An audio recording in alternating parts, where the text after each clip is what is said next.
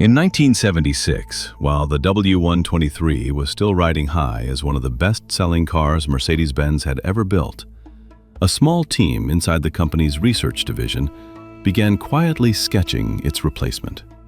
They had no idea they were about to spend nearly a decade and an almost unprecedented engineering budget creating something that would become the most over-engineered mid-size sedan in automotive history.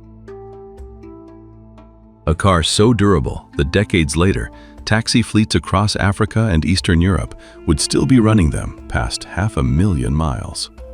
A car so aerodynamically refined that some versions remain more slippery through the air than many cars sold today. This is the complete story of the Mercedes-Benz W124, the car that would later be renamed the E-Class, and the car many engineers still consider the finest Mercedes-Benz ever built. To understand why the W124 took nearly a decade to develop, you first have to understand the weight of what it was replacing.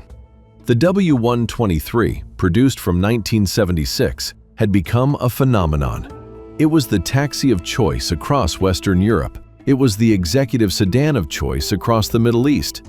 It was, by some measures, simply the most trusted car in the world. Replacing it was not a design exercise. It was a high-stakes act of corporate courage.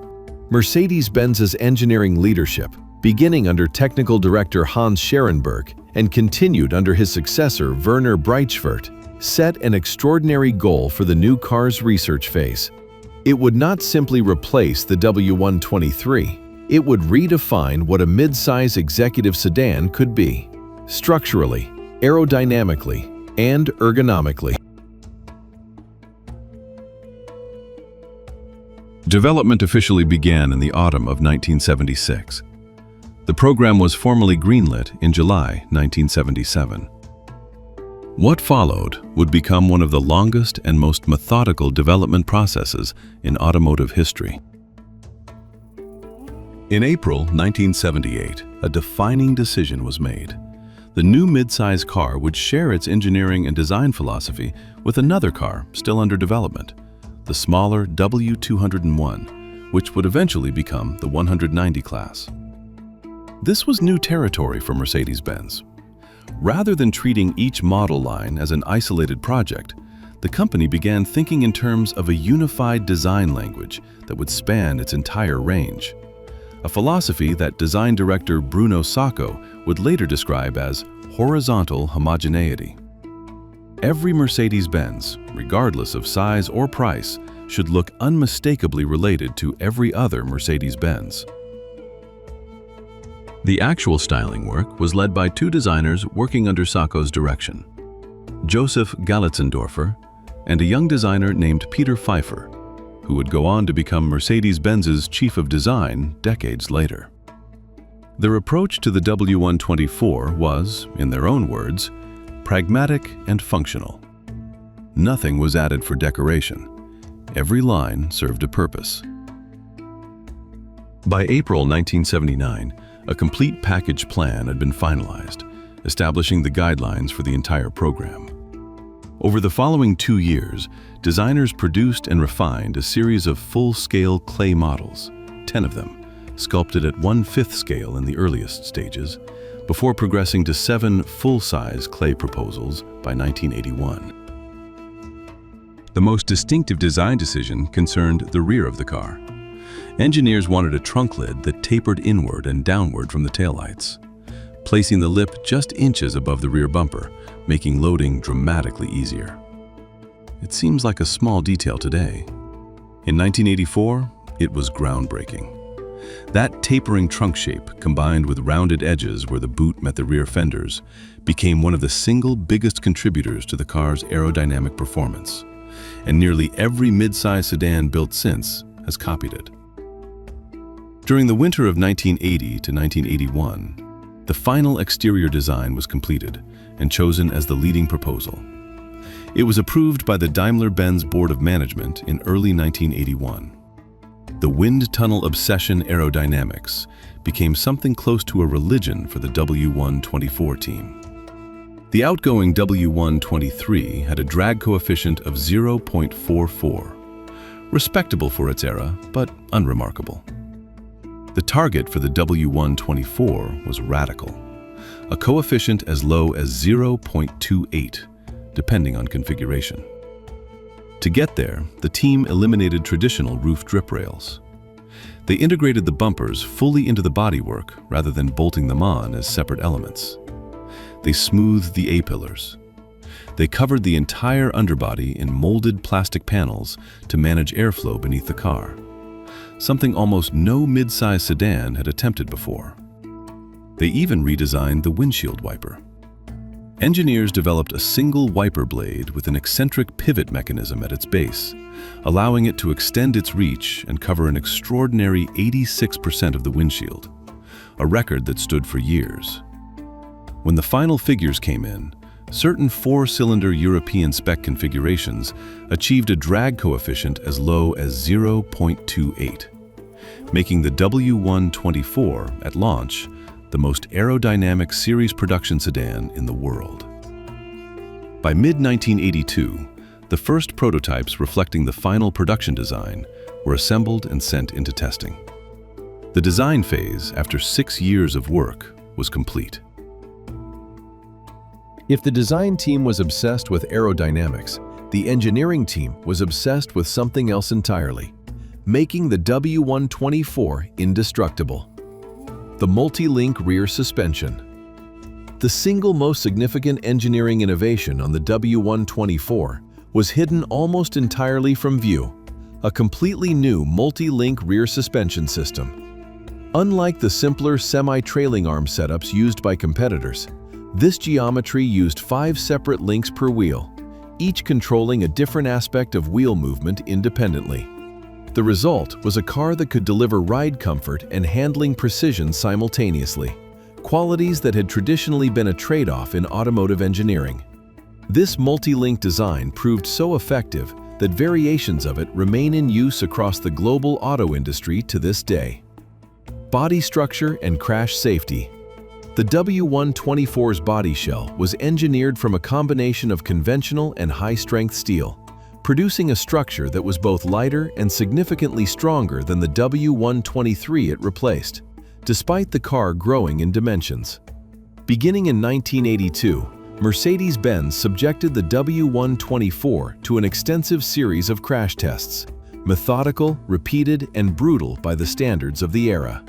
The car would go on to become a benchmark vehicle referenced in the development of the original Euro NCAP safety testing protocols years later. Torture testing around the globe. Mercedes-Benz subjected pre-production W124s to punishing real-world testing across the planet. Prototypes were driven through the punishing heat of Africa. They were run flat out at the high-speed oval at Nardo in southern Italy.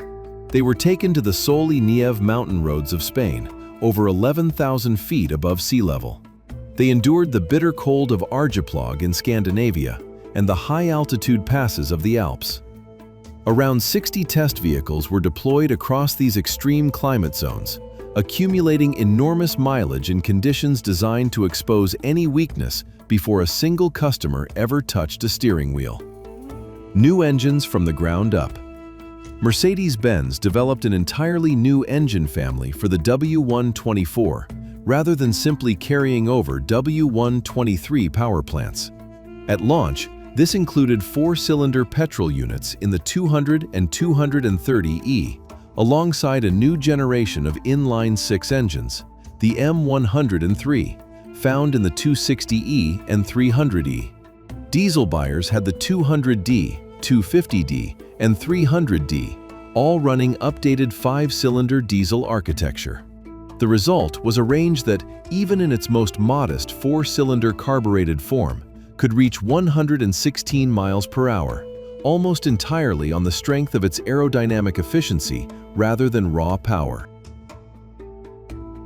No car this ambitious comes without a fight, and the W124's fight came on several fronts at once. The 9-year gestation. The most basic challenge was time itself. Nearly a decade passed between the project's earliest sketches in 1976 and the car's public unveiling in November 1984. For a company the size of Daimler-Benz, That represented an enormous, sustained capital commitment with no guarantee of payoff. Internally, the project carried real risk. If extensive market research and customer testing proved misleading, and the market rejected this radically different replacement for a beloved icon, the financial and reputational damage would have been severe. Replacing a beloved design language. The W123's traditional, upright, chrome-detailed styling had an enormous and loyal following, especially among the conservative executive and taxi fleet buyers who made up much of its customer base. The W124's flatter, more angular, more aerodynamic design was a significant visual departure, convincing both dealers and a famously tradition-minded customer base to embrace this new language required extensive market research and customer clinics throughout the early 1980s, testing public reaction before a single production unit was committed. The American emissions and gray market crisis. So, by the time the W124 was preparing to launch in the United States, Mercedes-Benz was navigating one of the most difficult regulatory periods in its American history. Increasingly strict EPA and CAFE fuel economy regulations had already forced Mercedes-Benz to abandon several of its petrol engine offerings for the American market, leaving gaps that an unauthorized gray import industry rushed to fill. By 1985, roughly 60,000 gray market vehicles were being privately imported into the United States annually, and nearly 1 in 3 of them was a Mercedes-Benz, brought in by importers and resold without the involvement or the commission of official dealers.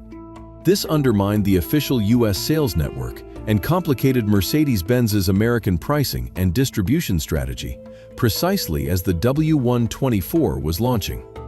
The American-spec W124 arrived in late 1985 as a 1986 model, initially offered in just 2 configurations, the 300e and the 300d turbo diesel.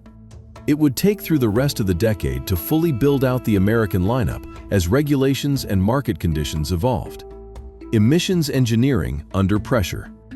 From September 1986 onward, Mercedes-Benz made controlled catalytic converters standard equipment across the entire petrol-engined range, a major engineering and recalibration effort across every engine variant, undertaken specifically to meet tightening European emission standards without sacrificing the performance and refinement the W124 had been engineered to deliver. Manufacturing complexity. Production was split across 2 facilities, Sindelfingen and Bremen, adding logistical complexity to a car already engineered with extraordinary part counts and assembly precision. Combined with the W124's reputation for exceptionally tight tolerances and rattle-free build quality, this meant slower, more methodical assembly line speeds than many competitors were running, in service of a durability standard that Mercedes-Benz was simply unwilling to compromise. On November 26, 1984, Mercedes-Benz unveiled the new midsize sedan to the world's press in Seville, Spain, not Germany. The choice of location was deliberate. Warm, dry conditions ideal for international journalists to properly experience the car's road manners. From November 26th through December 8th, international automotive journalists drove the full launch range, from the modest 200d diesel through to the flagship 300e. The press response was immediate and overwhelming. Journalists praised what they called the most stable passenger compartment in its class, and were stunned by the car's drag coefficient figures, ranging from 0.29 to 0.30 depending on configuration. The 6-cylinder 260e and 300e, powered by the new M103 engine, generated the most enthusiasm among testers. European regular sales began in January 1985, with the lineup launching at 3 diesel variants, 200d, 250d, and 300d, and 4 petrol variants, including the carbureted 200, the fuel-injected 230e, the 260e, and the flagship 300e. When the American spec car arrived the following year, Road and Track's verdict captured the moment perfectly. This was, in the magazine's words, new, fast, comfortable, and maybe the best four-door sedan in the world. Mercedes-Benz had once again built the measuring stick. Across its 11-year production run, the W124 grew into the most diverse model family Mercedes-Benz had built up to that point, spanning 5 distinct body styles and more than a dozen engine configurations. Saloon, W124, the foundation. The four-door sedan was the backbone of the entire range, sold globally from 1985 through 1995. It launched with engines spanning from the humble 2.0-liter carbureted 4-cylinder to the fuel-injected 3.0-liter straight 6, and would eventually expand to include displacements as small as 2.0 liters and as large as 5.0 liters, with anywhere from 8 to 32 valves. Estate/station wagon, S124, the workhorse. Introduced for the 1987 model year, the S124 Estate became beloved among European families and tradespeople alike. In the United States, the 1988 300 TE became the first gasoline-powered Mercedes-Benz station wagon ever sold there. The Estate's higher roofline also made it the preferred basis for specialty conversion companies, ambulances, hearses, and motorhomes built by firms like Benz, C. Meeson, and Visser. Estate production continued through 1996, a full year beyond the sedan. Coupe, C124, the elegant two-door. Arriving in 1987, the C124 Coupe took the W124's mechanical foundation and wrapped it in a sleeker, pillarless two-door body. The range-topping 300 CE, introduced alongside the 300 TE wagon, became one of the most coveted variants of the entire family for its blend of everyday usability and genuine elegance. Coupe production ran through 1996. Cabriolet, a 124, the convertible. The last body style to join the family, the A124 Cabriolet arrived in 1992, based on the Coupe, but engineered with extensive additional chassis bracing to compensate for the loss of a fixed roof. Production of the Cabriolet continued the longest of all variants, finally ending in 1997, 2 years after the sedan had already been replaced by the W210. Long wheelbase saloon, V124, the limousine. A stretched sedan body, the V124, was built specifically for the taxi and livery trade, offering significantly more rear legroom for commercial use. A 6-door long wheelbase version, developed jointly with German coach builder Benz and stretching 31 inches longer than the standard sedan, was introduced in 1989, built initially as a 250D or 260E. 4MATIC, the all-wheel drive pioneer. In 1985, the W124 became the very first Mercedes-Benz to offer 4MATIC, a sophisticated automatic all-wheel drive system that could engage and disengage based on road conditions. It was a watershed moment for the brand, planting the seed for all-wheel drive technology that remains a core part of the Mercedes-Benz lineup today. 400E and 500E, the high-performance halo cars. In October 1990, at the Paris Motor Show, Mercedes-Benz unveiled the most extreme W124 ever built, the 500E. Powered by a 5.0-liter V8 derived from the engine in the R129 500 SL Roadster, the 500E produced 326 horsepower, enough to launch the car from 0 to 100 kilometers per hour in just 5.9 seconds, with a top speed electronically limited to 250 kilometers per hour, or roughly 155 miles per hour. For 1990, in a mid-size sedan body, These were supercar rivaling numbers.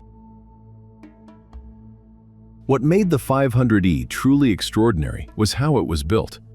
The car's wider track and flared bodywork meant it could not be assembled on the standard Sindelfingen production line alongside other W124s. Instead, Mercedes-Benz partnered with Porsche, who hand-assembled each 500e at their Zuffenhausen facility, moving each car between several different stations during a process that, according to period reporting, took 18 days per car. It remains one of the most famous manufacturer collaborations in automotive history. 60 AMG, the ultimate expression. For buyers wanting even more, AMG, at that time still an independent tuning house, not yet fully absorbed into Mercedes-Benz, built a small run of cars fitted with a bored-out 6.0-liter V8, known as the 60 AMG. These extraordinarily rare cars represented the absolute pinnacle of W124 performance. The 1993 facelift and the birth of the E-Class name. By the early 1990s, rivals from BMW, Audi, and an increasingly serious Lexus were closing the gap. Mercedes-Benz responded with a comprehensive mid-cycle update in 1993. The most visible change was at the front. The traditional upright chrome grille was replaced with a new grille integrated directly into the hood, using an innovative metal-forming technology first introduced on the R129 SL Roadster. The headlights were reshaped with smoother contours and clear lenses. The front bumper became a cleaner, body-colored design that flowed into the rest of the bodywork, and the rear lights gained a more uniform lens pattern. This facelift also marked something far more significant than a styling refresh. In June 1993, the 124 series became the very first Mercedes-Benz model line to officially adopt the new E-Class naming convention. The 300e became the E320. The 200d became the E200 diesel. The 500e became the E500. A new naming era for the entire company had begun. And it started here, with this car. The facelift also brought a driver's airbag as standard equipment across most markets, along with an available passenger airbag, automatic climate control, memory seating, and the ASR traction control system. The W124's legacy is unusual among Mercedes-Benz flagships because its greatest achievement was never glamour. It was durability. Decades after production ended, W124s remained in active taxi and livery service across Eastern Europe, North Africa, and the Middle East. Vehicles that had quietly accumulated odometer readings most modern cars would never approach. Engineers still cite the W124 as a benchmark example of over-engineering done right. A car built to a standard far exceeding what its original buyers strictly required. The Multilink rear suspension architecture pioneered here proliferated across the entire automotive industry. The 4MATIC system introduced on the W124 evolved into the all-wheel drive technology found across the modern Mercedes-Benz range. And the E-Class name, first applied to this car in 1993, remains to this day Mercedes-Benz's best-selling model line, with more than 16 million units sold across all generations by 2023. The W124 also left an indelible mark on automotive safety testing itself, having served as a reference vehicle during the early development of the Euro NCAP crash testing protocols that now govern vehicle safety standards across Europe. It was never the flashiest Mercedes-Benz. It didn't carry the prestige weight of the S-Class nameplate riding alongside it in the same showrooms. But ask engineers, taxi drivers, and collectors alike which Mercedes-Benz they trust the most, and an extraordinary number of them will still point to this one. 2.5 million cars, 5 body styles, 11 years, one unshakable reputation for durability. The W124 never needed to be the most prestigious Mercedes-Benz. It only needed to be the most trustworthy one, and by that measure, it remains for many unmatched. If you enjoyed this documentary, please subscribe for more deep dive stories from automotive history. Leave a comment below. Sedan, wagon, coupe, or the legendary 500e? Which W124 would you choose? We'll see you in the next one.